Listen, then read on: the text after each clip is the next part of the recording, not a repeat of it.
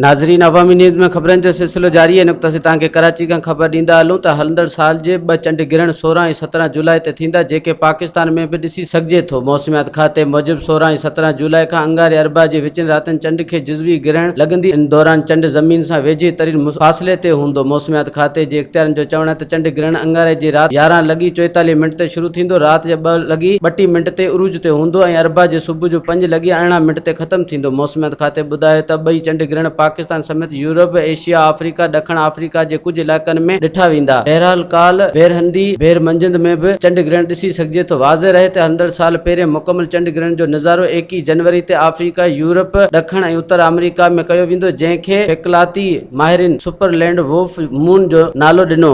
वधीक ख़बरनि ऐं तफ़सील लाइ विज़िट कयो अवामी news Facebook page, YouTube page ऐं अवामी न्यूज़ वेबसाइट।